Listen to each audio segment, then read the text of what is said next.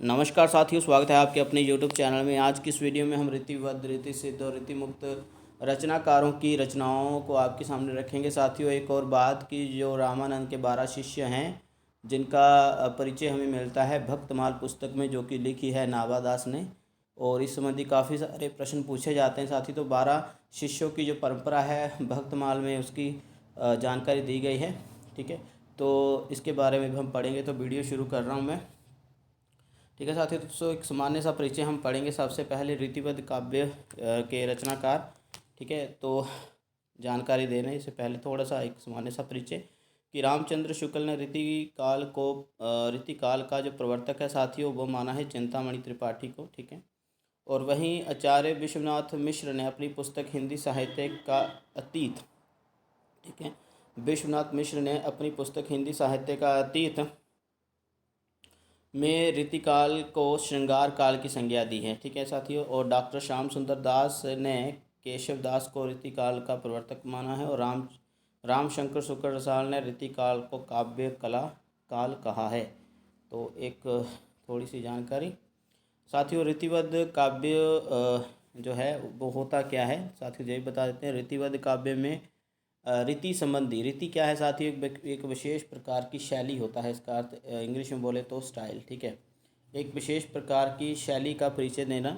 जजू बोले कि एक विशेष प्रकार की शैली में रचनाएं गढ़ना, कविताएं लिखना। ठीक है, और रीतिबद्ध का अर्थ है कि रीति में बंधे होना, अर्थात इस रीतिबद्ध काव्य में किस प्रकार के ग्रंथ रचे गए। इसमें साथियों काव्य के अंगों की विवेचना की गई। अभी काव्य के अंग कौन कौन से हैं? अलंकार हैं, छंद है, ध्वनि है, वक्रोक्ति अलंकार है। ठीक है, और भी बहुत सारे हैं, अचौत्य है। ठीक है साथियों, तो बहुत सारे हैं काव्य के अंग जो माने जाते हैं, जिससे काव्य में सुंदरता आती है। तो इसी संबंधी जो विचार जो हैं वो इस रचनाकारों ने दिए। ठीक है, अपने ग्रंथों में। और साथियों एक और बात कि लक्षण ग्रंथ भी इनको कहा जाता है। ठीक है, काव्य संबंधी जो लक्षण हैं वो अपने इन ग्रंथों में दिए। तो साथियों, चिंतामणि त्रिपाठी, सबसे पहले इनका परिचय ले लेते हैं। तो इनको तो रामचंद्र शुक्ल ने सबसे पहला रीतिकाल का कवि माना है। तो साथियों रीतिकाल का प्रवर्तक भी माना है इन्होंने। तो रीतिकाल में सबसे पहले रीतिबद्ध कवियों में जो चिंतामणि त्रिपाठी का नाम बहुत अग्रणीय है। तो इनके ग्रंथों के नाम काव्य विवेक, कल्पत्रु, जहाँ पर काव्य प्रकाश आएगा साथियों, किसी कारण अरेज हो गया है, काव्य प्रकाश लिख लीजिए जहाँ पर। ठीक है, काव्य प्रकाश। तो ये प्रश्न काफ़ी बार साथियों पूछा भी गया है कि कौन सी पुस्तक पर आचार्य मम्मट का प्रभाव जो है, चिंतामणि की कौन सी पुस्तक पर आचार्य मम्मट का प्रभाव है। ठीक है, माफ़ करेगा, आचार्य मम्मट की पुस्तक का प्रभाव है। ठीक है, मम्मट की पुस्तक कौन सी? काव्य प्रकाश है उनकी पुस्तक का नाम। इनकी पुस्तक का नाम भी काव्य प्रकाश है। तो इसलिए जो काव्य प्रकाश नामक पुस्तक जो है चिंतामणि त्रिपाठी ने भी लिखी है, और इस पुस्तक पर मम्मट की पुस्तक काव्य प्रकाश का प्रभाव है। और अगली पुस्तक है पिंगल रामायण, यह भी काफ़ी इम्पोर्टेंट है, और श्रृंगार मंजरी साथी, यह भी काफ़ी इम्पोर्टेंट। अगला जो रचनाकार है वो है मतीराम। साथियों इनका जो जन्म काल है वो भी मैंने दिया है, ईस्वी सन में दिया है। ठीक है, से 1607, और चिंतामणि त्रिपाठी का था 1603 ईस्वी। साथियों आपको बता दूं कि तीनों भाई हैं, चिंतामणि त्रिपाठी, मतीराम और भूषण। ठीक है, एक चौथा भाई और था जयशंकर नाम के, जयशंकर प्रसाद की बात नहीं कर रहा हूँ, एक जयशंकर नाम का एक चौथा भाई भी था, वो भी साहित्य उन्होंने रचा है, लेकिन वो ज़्यादा प्रसिद्ध नहीं है, इसलिए यहाँ पर नाम उनका मैंने नहीं दिया। तो मतीराम जे दूसरे भाई चिंतामणि के। और रसरास इनकी जो पुस्तक है अलंकार पंचाशिका। ठीक है, अगली पुस्तक का नाम है सतसई। साथियों जहाँ पर कोई रचना नहीं है, ठीक है, इसलिए आपको लगे ना कि जहाँ पर कोई अरेज हो गया है, बिल्कुल नहीं, सतसई तीसरी पुस्तक का नाम। अगली का है संदसार, और अगली का है ललित कलाम। ठीक है, मतीराम भी साथियों दो हैं, तो ये मतीराम ज़्यादा इंपॉर्टेंट है, ये लिख लीजिए। तो ये इनकी 5 पुस्तकों के नाम मैंने आपके सामने रखे। अगला जो है साथियों इनका भाई माना जाता है भूषण। ठीक है, काफ़ी सारे राजाओं के अधीन इन्होंने अपना कार्य किया।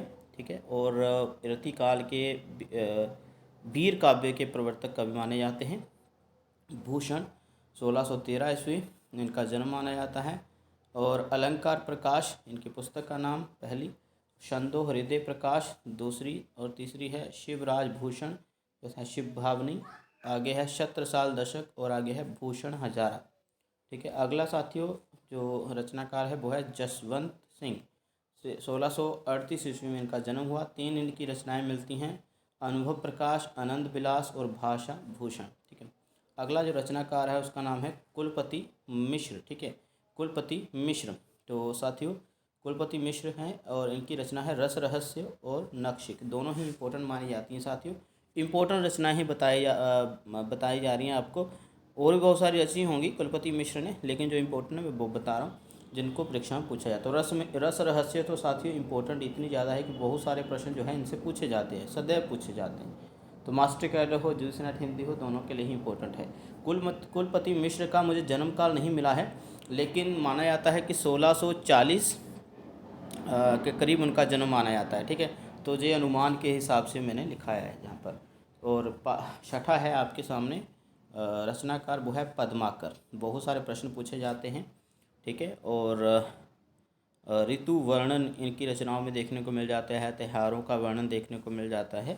ठीक है साथियों, तो राम रसायन इनकी पुस्तक का नाम, और जगत विनोद और पद्माभरण, हिम्मत बहादुर विरुद्धावली, आगे है हितोपदेश, अगला है जयसिंह विरुद्धावली और अगला है गंग लहरी। ठीक है, जो लिख लीजिए, सारे इम्पोर्टेंट हैं इनके ग्रंथ, काफ़ी बार पूछे जा चुके हैं।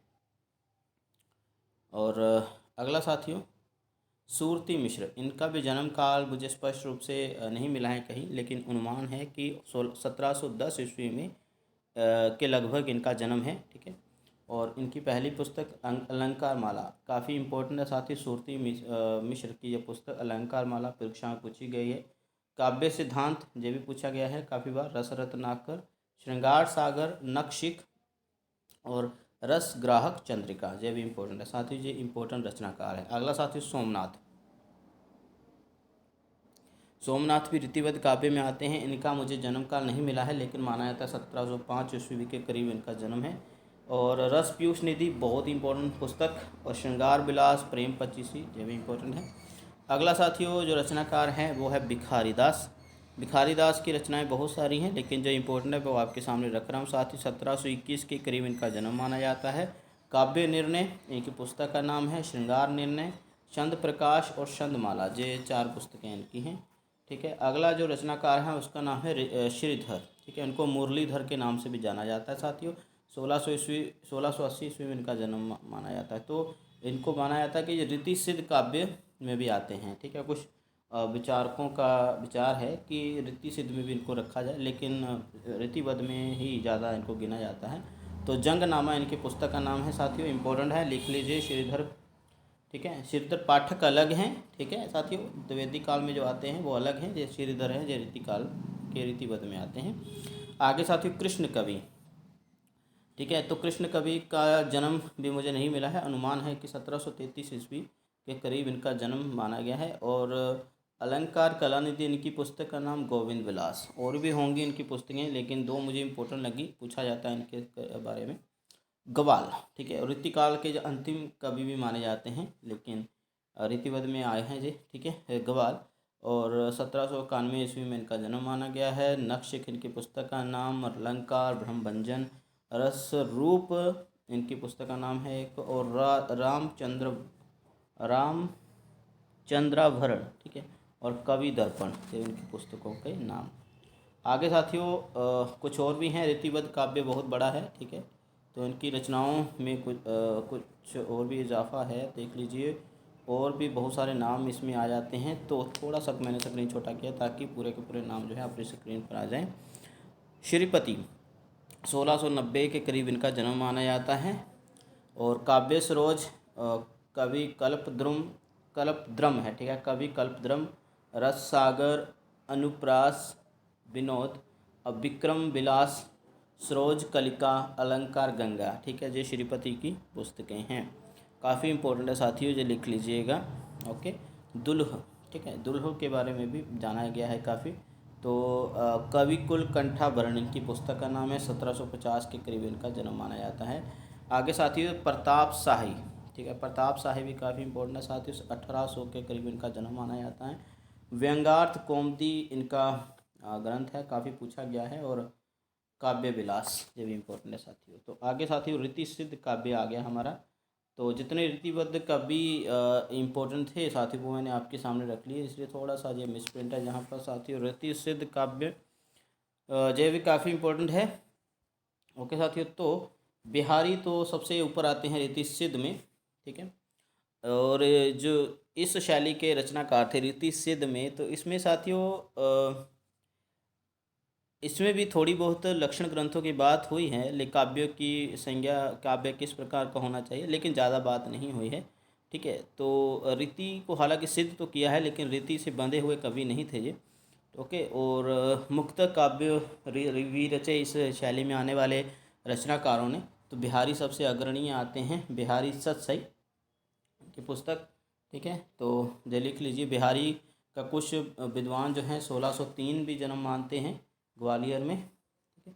कुछ विद्वान 1695 भी मानते हैं, तो ये थोड़ा सा कन्फ्यूज़न है। तो बिहारी सतसई की जो गणना है 1662 के करीब मानी गई है।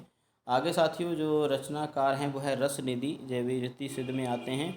1560 ईस्वी के लगभग इनका जन्म माना गया है। इनकी रचनाएं हैं रत्न हिजारा, विष्णुपद कीर्तन, कवित और बारहमासी और हिंडोला, ठीक है साथियों। और इनका रचना काल ये माना गया है 1603 से लेकर 1660 ईस्वी तक। आगे साथियों नृप शंभु जो छत्रपति महाराज के पुत्र माने गए हैं साथियों, ठीक है। और नृप शंभु इनको छत्रपति महाराज का पुत्र माना गया, इनको छत्रपति महाराज भी कहा जाता था, ठीक है साथियों। तो नृप शंभु काफ़ी इंपॉर्टेंट है, 1657 के करीब इनका जन्म माना गया है। पुस्तिकाओं के नाम हैं इनके नायिका भेद, नखशिख, सप्तशतक और बुद्ध भूषण, ये तो काफ़ी इंपॉर्टेंट है, ठीक है साथियों, काफ़ी पूछी गई है। आगे साथियों निवाज, क्या है निवाज, और निवाज ये भी कवि माने गए रीति सिद्ध काव्य में। और शकुंतला नाटक इनका बहुत इंपॉर्टेंट माना गया है, 1680 ईस्वी में निवाज का जन्म है। शकुंतला नाटक इनकी पुस्तक है साथियों। निवाज जो हैं वो फर्रुखसियर जो कि माने गए हैं 1713 से लेकर 1719 के माफ़ करिएगा 19 के करीब, 1713 से लेकर 19 ईस्वी 1719 ईस्वी के बीच जो मुग़लों के शासक बादशाह माने गए हैं उसके शासनकाल के हैं निवाज, उसके शासन उनके शासनकाल में कवि थे, ठीक है। तो शकुंतला नाटक उनका बहुत फेमस माना गया जाता है निवाज का। आगे साथियों हठी जी जो हैं वो राधा वल्लभ संप्रदाय के कवि माने जाते हैं, इसलिए उन्होंने राधा सुधा शतक नाम से पुस्तक भी लिखी, और जिसका रचना काल जो है 1780 ईस्वी माना गया है। हठी जी का जन्म काल मुझे नहीं मिला है साथियों। आगे है हमारे पास पजनेश, जिनका जन्म है 1815 का, ठीक है। पजनेश काफ़ी इंपॉर्टेंट है साथियों। नखशिख और मधुर प्रिया इनकी पुस्तक हैं, इंपॉर्टेंट मानी गई है। मधुर प्रिया परीक्षा में पूछी जा सकती है। पजनेश किस काव्य धारा में आते हैं, तो रीति सिद्ध में आते हैं। आगे साथियों वृंद कवि जो हैं जो नीति कवियों में आते हैं, नीतिकार। अभी नीतिकारों को भी मैंने रीति सिद्ध में रख दिया, नीति काव्य शैली में जो आते हैं। अभी नीति काव्य शैली क्या है साथियों, मतलब वह काव्य जिनको पढ़कर हमें कोई ना कोई सीख मिलती है, ठीक है। जैसे कबीर के दोहों को पढ़कर हमें सीख मिलती है, रहीम के दोहों को पढ़कर, है ना। तो साथियों इस प्रकार के, और रहीम को मैं जहाँ पर लेना भूल गया साथियों, आपको बता दूँ रहीम भी नीति काव्य के रचनाकार हैं, और रहीम की रचनाओं को भी आपने याद कर लेना है, रीति सिद्ध काव्य में भी वो रखने हैं आपने, ठीक है। वृंद कवि 1690 ईस्वी के करीब जन्म इनका माना गया है। इनकी पुस्तकों के बारे में अक्सर पूछा जाता है। वृंद, सतसई, बारहमासा, नयन पच्चीसी, जहाँ पर कोई पुस्तक का नाम नहीं है। आ गया श्रृंगार शिक्षा और भाव पंचाशिका, ठीक है साथियों। जिस सूक्तिकार भी इनको माना जाता है, और नीति काव्य सूक्तिकार एक ही बात है साथियों। बेताल ये भी एक रचनाकार माने गए हैं, ठीक है। विक्रम बेताल की बात नहीं हो रही। और बेताल कवि हैं जी, 1680 ईस्वी के करीब इनका माना गया है साथ ही 1680 ईस्वी के करीब इनका जन्म माना गया है। विक्रम सतसई इनकी एक पुस्तक है, ठीक है। एक और बात कि जिनका मैंने जहाँ पर और परिचय नहीं दिया है वो है अन्य सूक्तिकार, अन्य नीति काव्य के कवि, तो वो है घाघ और गिरधर काव्य। इनकी पुस्तकों का मुझे नहीं परिचय मिला है, नहीं नाम मिले हैं, तो इनका नाम याद रखिएगा। सूक्तिकार हैं ये, रीति सिद्ध काव्य में रखे जा सकते हैं। बेताल कवि इनका मैंने परिचय दे दिया, ठीक है। अभी है बाबा दीन दयाल गिरी, साथियों ये बहुत इंपॉर्टेंट है, मस्ट इंपॉर्टेंट है, काफ़ी बार परीक्षाओं में पूछा गया है, दीन दयाल गिरी के बारे में, ठीक है। बाबा दीन दयाल गिरी जो नीति काव्य रचनाकारों में आते हैं और इनकी पहली पुस्तक का नाम है अन्योक्ति कल्पद्रुम। जहाँ पर कोई पुस्तक का नाम नहीं, ये मत समझना कि जहाँ पर रेज हो गया, जहाँ पर दरअसल गलत हो गया था कोई शब्द, इसलिए मैंने वहाँ पर रेज कर दिया। अन्योक्ति कल्पद्रुम, ठीक है। ये पुस्तक उनकी नीति काव्य में आते हैं, ठीक है। जहाँ बार बार बता रहा हूँ 1802 ईस्वी में इनका जन्म हुआ था। अगली पुस्तक है अनुराग बाग, तीसरी का नाम है वैराग्य दिनेश, अगला है विश्वनाथ नवरत्न, अगला है दृष्टांत तरंगनी। तो ये इम्पोर्टेंट है साथियों, याद कर लीजिएगा। आगे साथियों रीति मुक्त कवि जो हैं वो आपने पढ़ लेने हैं साथियों। ये रीति मुक्त का मतलब क्या है, जो ना तो रीति सिद्ध थे ना ही रीति मुक्त थे, ठीक है साथियों। और आपको बता दूं कि इस प्रकार के जो रचनाकार थे उन्होंने ऐसी रचनाएं लिखी जिसमें स्वच्छंदता बात, मतलब रोमांटिसिज्म बहुत ज़्यादा था, मतलब प्रेमिकाओं के लिए बिरहे की भावना बहुत ज़्यादा थी, ठीक है। तो यही होता है रोमांटिसिज्म साथियों। इनमें सबसे पहले आते हैं घनानंद। घनानंद प्रवर्तक माने जाते हैं रीति मुक्त के, रीति सद के प्रवर्तक बिहारी, ठीक है। और पूरे रीति काल के प्रवर्तक माने गए हैं वैसे चिंतामणि, लेकिन रीतिबद्ध के प्रवर्तक जो हैं वो भी चिंतामणि माने गए हैं। घनानंद की पुस्तकें साथियों ये हैं सुजा। इनका जन्म काल साथियों पहले आप लिख लीजिए 1689, ठीक है। और सुजाहित प्रबंध जिनकी रचना है कृपा कंद निबंध, दूसरी इश्कलता। आगे है घनानंद, जहाँ पर धनानंद लिख दिया साथियों गलती से, तो घनानंद कवित लिख लीजिए। आगे है पदावली और घनानंद कवित। तो साथियों इनकी 50 से अधिक कृतियाँ मानी गई हैं, लेकिन जो वास्तविक रूप से जो बिल्कुल सही मानी जाती हैं वो यही हैं, उनके नाम मैंने आपके सामने रख दिए। आलम, इनका जन्म काल मुझे नहीं मिला है, रचना काल हालांकि मिला है। आलम के लिए इनकी रचना है। आलम भी बहुत सारे हुए साथियों, ठीक है। तो कुछ आलम तो हैं जो सूफी काव्य में माने जाते हैं। आगे बोधा, इनका रचना काल जो है वो है 1830 से लेकर 60 तक, और 2 पुस्तकें इश्कनामा और विरह वारिश मानी जाती हैं इनकी। और जन्म काल जो है वो है 1804 ईस्वी। आगे साथियों ठाकुर, चौथा है ठाकुर, और ठाकुर ठसक, ठाकुर शतक, ये 2 पुस्तकें इनकी। इनका जन्म काल अगर आपको मिले तो हमें ज़रूर बताना कमेंट सेक्शन में जाकर। आगे है द्विजदेव, इनका जन्म काल है साथियों 1830। द्विजदेव तो श्रृंगार लतिका सौरभ, श्रृंगार बत्तीसी, श्रृंगार चालीसी और राजा मान सिंह द्विजदेव इनका वास्तविक नाम है साथियों। आपको बता देता हूँ, ये पुस्तक का नाम नहीं है, जो पुस्तकें थी वो मैंने बता दी आपको, श्रृंगार लतिका सौरभ, श्रृंगार बत्तीसी और श्रृंगार चालीसी, ठीक है साथियों। जो पुस्तकें काफ़ी इंपॉर्टेंट हैं, रीतिमुक्त काव्यधारा में आते हैं द्विजदेव। और राजा मान सिंह द्विजदेव इनका वास्तविक नाम है, राजा थे ये। अभी हम चलते हैं साथियों रामानंद के 12 शिष्यों का परिचय ले लेते हैं, ठीक है जी। तो ये जानकारी भी इम्पोर्टेंट है। तो नाभादास जो पुस्तक है वो, माफ़ करिएगा, नाभादास ने जो पुस्तक लिखी वो है भक्तमाल, और इसमें रामानंद के 12 शिष्यों के बारे में बताया उन्होंने। पहले आते हैं अनंतानंद, साथियों लिख लीजिएगा, ठीक है। दूसरे आते हैं सुखानंद, तीसरे हैं सुरसुरानंद, चौथे हैं नरहरयानंद, ठीक है। आगे 5वां है भवानंद, 6ठा है पीपा, 7वां है कबीर, 8वां है सेन, और 9वां है धन्ना, 10वां है रैदास, 11वां है पद्मावती और 12वां है सुरसरी। तो साथियों ये सभी के नाम आपने लिख लेने हैं, ठीक है जी। सभी के नाम लिख लेने हैं, कबीर, सेन, धन्ना, रैदास, पद्मावती और सुरसरी, ठीक है। सभी के नाम लिख लेने हैं और ऐसे ही लिखने हैं साथी, बिल्कुल कंटिन्यूसली जो लिखा है, जो पहले जिनका जन्म हुआ उसके बाद जिनका जन्म हुआ, सिस्टमेटिकली क्रमानुसार जो लिखा है जन्म काल के अनुसार। तो थोड़ी सी जानकारी और भी साथियों लिखी, जैसे अनंतानंद के बारे में। इनके शिष्य, अनंतानंद के शिष्य क्या हुए हैं, उनका नाम है कृष्णदास परिहारी। तो ये भी एक रचनाकार माने गए जाते हैं। तो कृष्णदास परिहारी किनके शिष्य थे, ठीक है। ये प्रश्न पूछा जा सकता है, तो अनंतानंद के थे। अब कृष्णदास बिहारी के गुरु का नाम अनंतानंद, ऐसे भी पूछा जा सकता है, ठीक है। इन्होंने एक राज्य है राजस्थान में, मतलब राजस्थान में एक जगह है गलता, जिसको अजमेर राजपुताना भी कहा जाता है, ठीक है। तो इन्होंने कृष्णदास परिहारी ने वहाँ पर जाकर रामानंद संप्रदाय की, मतलब गद्दी की स्थापना करी, रामानंद संप्रदाय की गद्दी की स्थापना करी, दूसरे नंबर पर जानकारी नहीं दी गई है कोई और। चौथे पर दी गई है कि नरहरियानंद जो कि रामानंद के शिष्य परंपरा में चौथे स्थान पर हैं, उनके जो शिष्य हुए हैं वो हैं तुलसीदास। ठीक है, तुलसीदास इनके शिष्य माने जाते हैं। अभी तुलसीदास के आगे शिष्य कौन थे? वो थे बेनी माधवदास। कौन थे साथियों? बेनी माधवदास। ये भी मैंने बता दिया, ये भी आपने लिख लेना है। ठीक है साथियों, तो बेनी माधवदास, ये थोड़ा सा चलो लिख दिया, कैसे भी था, याद रखिएगा। आगे साथियों कबीर, कबीर के जो शिष्य हुए हैं वो हैं धर्मदास। ठीक है, धर्मदास, ये भी आपने लिख लेना है। भक्ति काल में ये सभी हुए हैं। आगे साथियों सेन, धन्ना, पीपा, रैदास की भक्त जो थी मीराबाई, ये भी आपने लिख लेना है। तो पद्मावती, ये भी पद्मावती वही जो राजा रतन सेन की पत्नी थी, जिसको अलाउद्दीन खिलजी हथियाना चाहते थे। पद्मावती ग्रंथ में बताया गया, सभी मूवी बन चुकी है पद्मावती के ऊपर। तो ये रही साथी रचनाएं और कुछ भक्तों के नाम जो कि रामानंद की शिष्य परंपरा में आते हैं।